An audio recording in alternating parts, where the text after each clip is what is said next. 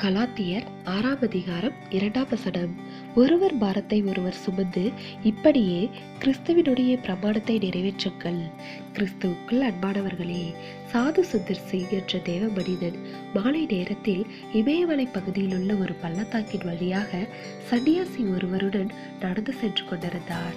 பனி அதிகமாக பெய்ததால் அவர்கள் செல்ல வேண்டிய இடத்திற்கு மிகவும் வேகமாக நடக்க வேண்டியிருந்தது. அதனால் வேகமாக நடக்குமாறு அந்த சன்னியாசி அவரை துரிதப்படுத்தினார். அப்பொழுது அங்கு ஒரு மனிதன் காயப்பட்டு வழியில் துடித்துக் கொண்டிருப்பதை இருவரும் கண்டனர். சாது அந்த மனிதனுக்கு உதவி செய்ய விரும்பினார். ஆனால் சன்னியாசியோ அந்த மனிதனுக்கு உதவினால் தாங்கள் இருள் சூழ்வதற்கு முன்பு தங்களுடைய இடத்திற்கு செல்ல முடியாது என்பதை கூறினார். அந்த மனிதன் அங்கேயே கிடந்து மரிப்பதை சாதுவால் ஏற்றுக்கொள்ள முடியவில்லை. அதனால் அந்த சன்னியாசி தனியாகவே நடந்து சென்று விட்டார். ஆனால் சாதுவோ, ஒருவேளை தேவன் அந்த மனிதனுக்கு உதவுவதற்காகவே என்னை வழியாக கொண்டு வந்திருக்க கூடும் என எண்ணி அந்த மனிதனை தோளில் சுமந்து கொண்டு மிகவும் கடினப்பட்டு நடந்தார். தான் போக வேண்டிய இடத்திற்கு கொஞ்ச தூரத்தில் பனியினால் மூடப்பட்ட ஒரு உடலை கண்டார்.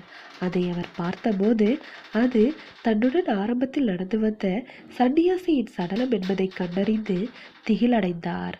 அதிக பனிப்பொழிவினால் மரித்திருந்தார் அந்த சன்னியாசி. சாது சுமந்து வந்த மனிதனின் உடல் உஷ்ணம் சாதுவையும், சாதுவின் உடல் உஷ்ணம் அந்த மனிதனையும் பணியிலிருந்து பாதுகாத்தது. ஆம், மற்றவர்களுடைய பாரங்களை சுமப்பது நமக்கும் அவர்களுக்கும் புதிய ஜீவனை தருகிறது. கிறிஸ்தவ ஜீவியத்தின் அடிப்படையே சுயநலமற்ற வாழ்க்கை வாழ்வதாகும். எனவே தேவ பிள்ளைகளே, நாம் நம்முடைய வாழ்க்கையில் நம்மை குறித்த கர்த்தருடைய எதிர்பார்ப்பை எந்த அளவுக்கு நிறைவேற்றுகிறவர்களாய் இருக்கிறோம் என்பதை ஆராய்ந்து பார்க்க வேண்டும். தேவனுடைய கிருபையும் இரக்கமும் நம் அனைவரோடும் இருப்பதாக. ஆமீன்.